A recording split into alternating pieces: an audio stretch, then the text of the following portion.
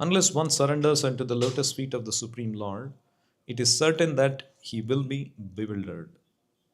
When an intelligent man surrenders unto the lotus feet of Krishna and knows completely that Krishna is the cause of all causes, as confirmed in Bhagavad Gita, then only then only can such an intelligent man can become a Mahatma or great soul.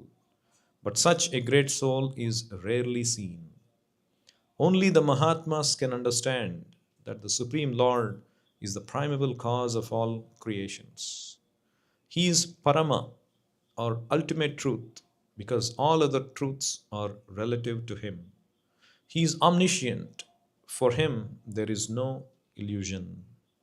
Some Mayavadi scholars argue that Srimad Bhagavatam was not compiled by Sri Vyasadeva, and some of them suggest that this book is a modern creation written by someone named Vopadeva.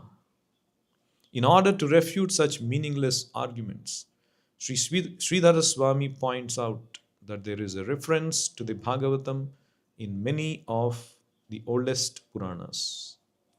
This first shloka of the Bhagavatam begins with the Gayatri Mantra. There is reference to this in the Matsya Purana, which is the oldest Purana.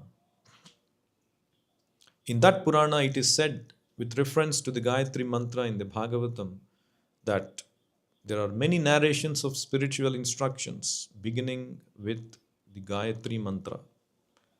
And there is the history of Rudrasura. Anyone who makes a gift of this great work on a full moon day attains to the highest perfection of life by returning to Godhead. There is reference to the Bhagavatam in other Puranas also, where it is clearly stated that this work was finished in 12 cantos, which include 18,000 shlokas. In the Padma Purana also there is reference to the Bhagavatam in a conversation between Gautama and Maharaj Ambarisha. The king was advised therein to read regularly Srimad Bhagavatam if he desired liberation from material bondage. Under the circumstances, there is no doubt about the authority of the Bhagavatam. Within the past 500 years, many erudite scholars and acharyas like Jiva Goswami, Sanatana Goswami, Vishwanatha Chakravarti, Vallabhacharya, and many other distinguished scholars, even after the time of Lord Chaitanya, made elaborate commentaries on the Bhagavatam. And a serious student would do well to attempt to go through them to better relish the transcendental messages. We'll stop here. Om Ajnanatimirandhasya Jnananjanashalakaya Chakshurunmilitam Yena Tasmai Shri Gurave Namaha Namo Om Vishnupadaya Krishna Presthaya Bhutale Srimate Bhaktivedanta Swamin Iti Namine Namaste Saraswate Deve Gauravani Pracharine Nirvisesha Shunyavadi Paschatya Deshatarine Jaya Sri Krishna Chaitanya Prabhu Nityananda Shri Advaita Gadadhara Shri Vasadi Gaura Bhakta Vrinda Hare Krishna Krishna Krishna Hare Hare Hare Rama Rama Rama Hare Hare. So true or false? This Bhagavatam is written by Vopadeva. False?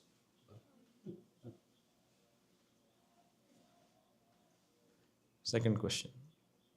Who is Vopadeva?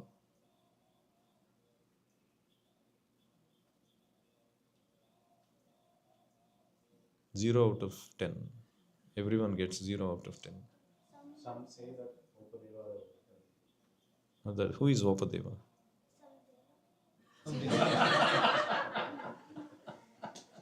Samdeva. किसको पता है? Vopadeva, Samdeva. Yes. Yeah. Mayavadis say that this book is a modern creation written by someone named Vopadeva. It's an imaginary creation. It could be even a next door neighbor. We don't know. Who is Vopadeva? It's an imaginary name. So, how is it refuted? What did you hear? What are the points of refutation? How did the acharyas refute this idea that Bhagavatam is a modern invention? referred in oldest Purana, Manasa Purana. So, what is the oldest Purana? Matsya Purana. Matsya, Matsya Purana. Matsya means lion. No? Oh, fish. Oh, wow. Krishna appeared like fish. No, Vishnu. Oh, Vishnu appeared. oh, Vishnu. Great. So, Matsya Purana, there is a saying. What did it say to refute this? Huh? No. Ah, very good. So, the first shloka that we read, the Sanskrit I read, it ends with Satyam Param Dhimahi. You know, in my childhood, when we went to a theater to watch a movie, before the movie starts, they would always play this Gayatri Mantra. Om Bhur Bhuvas. So it's not supposed to be played out loud. What we see in India everywhere, it's played out loud. Bhargo Devasya Dhimahi Dhiyo Yo Na Prachodaya. Like that, right? Dhimahi.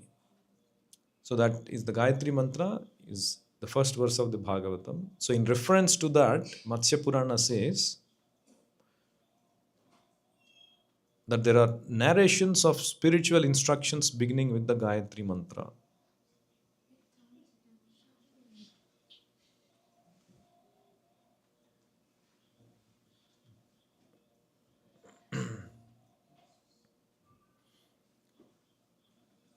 And there is also a history of someone listed in Bhagavatam.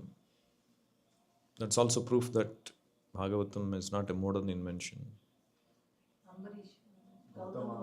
No. That is a different Purana. Jiva Goswami. No. There is history of this personality which starts with the word letter V. V-R-T. Vritrasura. That's also Prabhupada mentions. There is a history of Vritrasura. And what happens if you gift this work on a particular day? What day you should gift this Bhagavatam? So today is that, right? No? Moon. Today's full moon. No, full Sunday. Today is full Sunday. Full moon day, if you gift this great work, you attain to the highest perfection. What is that? What is highest perfection? Going back home, back to Godhead. Yes. And apart from Matsya Purana, what other Puranas also reference Bhagavatam? Garuda Purana? Padma Purana. What does it say, Padma Purana? That's the second point. Yes, that there is reference to Bhagavatam in a conversation between. So Padma Purana has conversation between two personalities. One is Gautama Muni and Ambarish Maharaj. And in that there is reference to Bhagavatam. In what sense? What did Gautama advise the king? To read regularly Srimad Bhagavatam if he desired dash liberation from material bondage. That means even the kings were regularly reading Bhagavatam. It's not meant only for devotees, and of course kings were also devotees. It's not only meant for those who are like Brahmanas category. And Padma Purana also says one other point in reference to Bhagavatam, apart from Gautama Muni and Ambarish conversation. If you were carefully listening, you would have. In those days, we were rarely writing pen and paper in the class, at least my generation. We would hear everything and keep it in the mind. Notes taking, we started also later because memory retention is gone. I cannot even remember previous day's conversation. So what is that? Padma Purana says another point, that this work is in 12 cantos. Work was finished in 12 cantos, which include 18,000 slokas. How many you will read today? One? Okay. So then how many days you will take to complete Bhagavatam? 18,000 days, which will be 1800 years. Right? And yeah. And the serious student would do well to attempt to go through them to better relish the transcendental messages. So the first line we read today in the purport, unless one surrenders to the lotus feet of the Supreme Lord, it is certain that he will be bewildered. So there are many people who have not surrendered to the Supreme Lord. So we go out and meet so many people. Hey, you didn't surrender to the Supreme Lord, you are bewildered in life. Do they think they are bewildered? No. Nobody thinks they are bewildered. They think that they are enjoying life. They think we are bewildered. We are brainwashed. One time I was in office and they invited me to some social, offices, they keep having the social parties, right? And I said, no, I'm not coming, because they knew I was not going to be involved in those kind of things and I won't eat those kind of things. And one of them came and said, at least your life is gone. At least, why don't you let your child enjoy your bringing up your children also like this? Why don't you let your child enjoy life? They think enjoyment means just enjoying the senses, unlimited enjoyment, which they cannot do. As Prabhupada says, law of nature punishes if we misuse our senses. Like Prabhupada gives always this example. One day you overeat, what will happen? You will die. Indigestion, you have to fast for 3 days. So anything you overdo, abuse your senses. As Krishna says in Bhagavad Gita, let's see if anyone remembers the shloka. Yehi samsparshaja bhoga dukkha yonaya evate adiyantavantaha kaunteya nateshu ramate buddha. Yehi samsparshaja bhoga. This bhoga, this happiness by sense perception or sense gratification, that is called bhoga. That is not sukha, but that is actually dukkha, dukkha yonaya evate.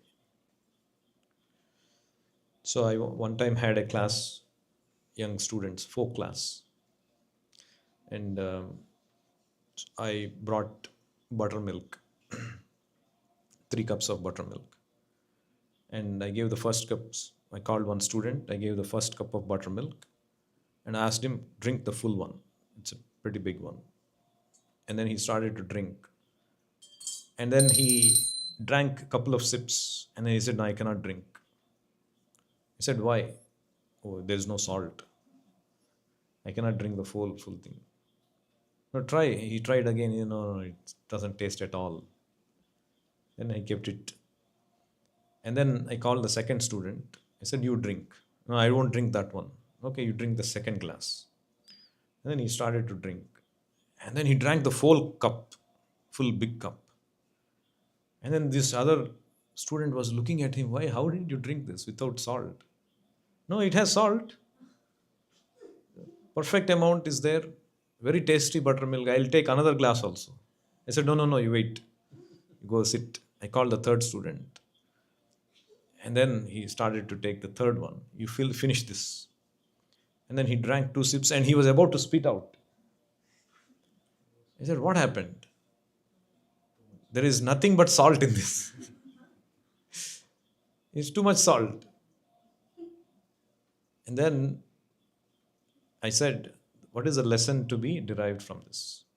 So, what is the lesson we can derive from this? Sreshta.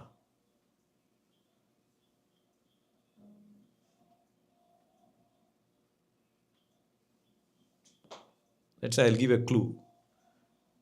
Our senses, we are made of senses, our body, they need sense engagement, sense enjoyment. So now try to draw the parallel. If there is no enjoyment, you don't provide enjoyment to senses. You you won't be satisfied, but if you like overenjoy as well, that's not good. So you have to like try to balance it. So what is the relation with salt? If there's too much, then like you can't like overuse it, but if it's too less, then you're not satisfied. So you have to like balance it. Yes, yes. If there is too less salt, there is no taste. You will be frustrated. You'll always be hankering to enjoy. So you should put optimum salt, or senses have to be engaged. Nidra, ahara, nidra, bhaya, maithunam. These four things are there for the living entity. Eating, sleeping, mating, defending. They are to be provided to an optimum degree. Yukta, yuktahara viharasya, as Krishna says. Yukta cheshtasya karmasu. If you overdo it, what will happen? Put over salt.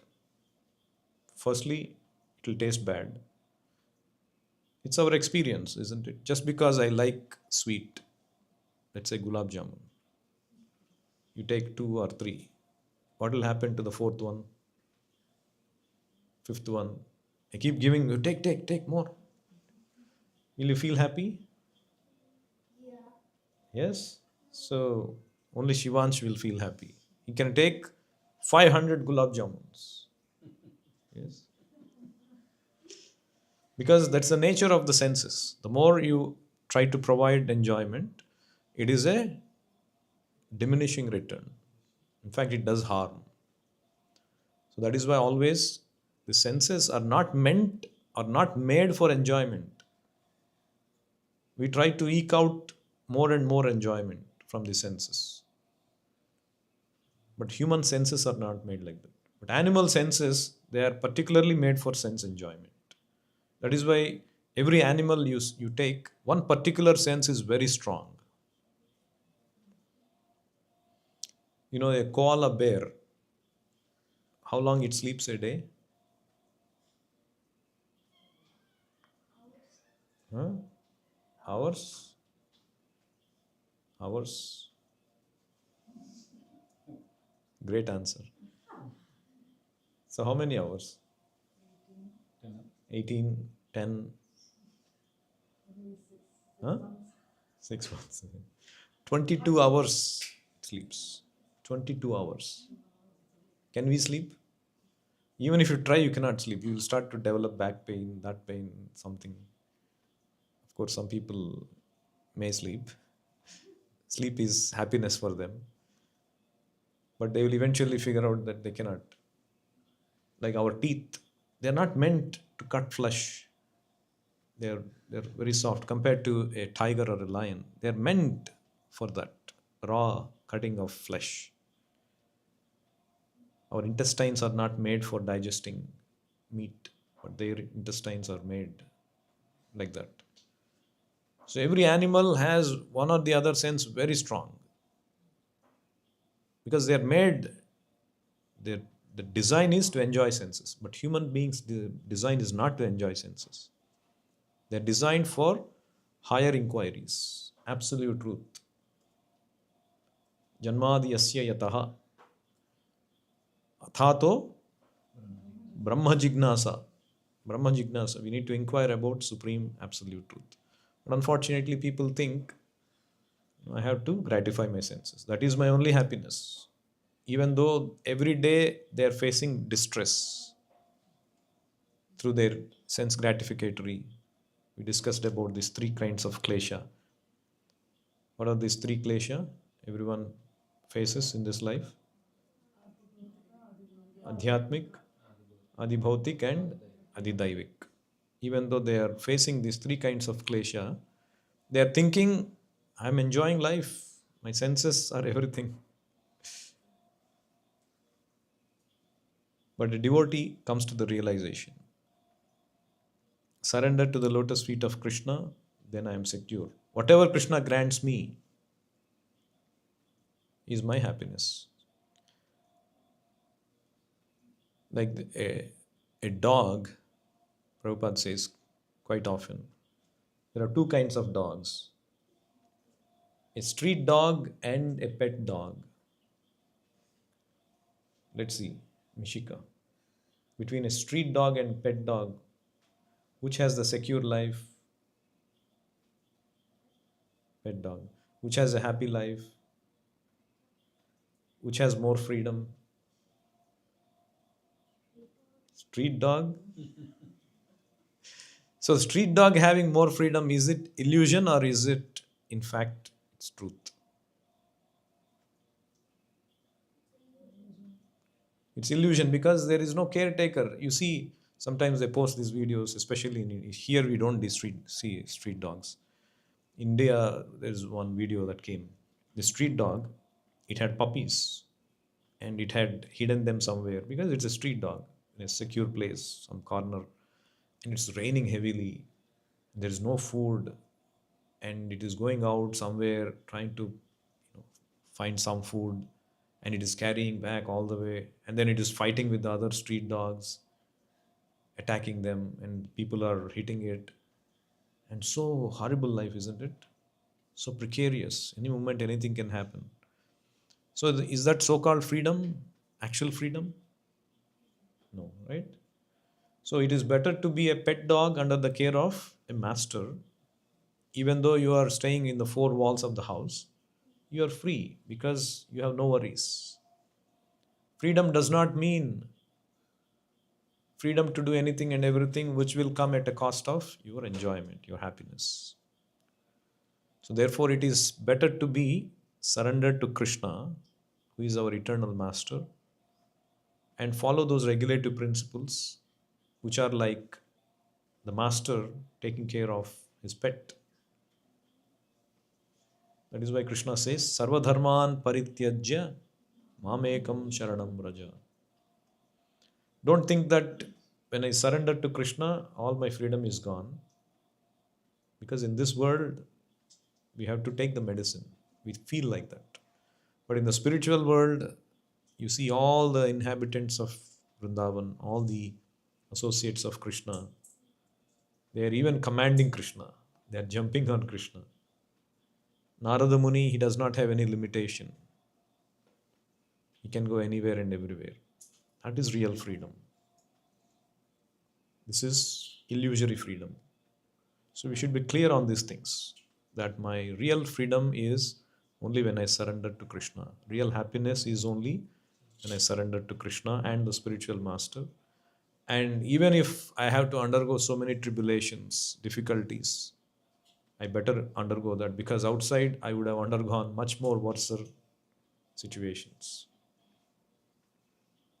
Okay. So any other questions anyone has?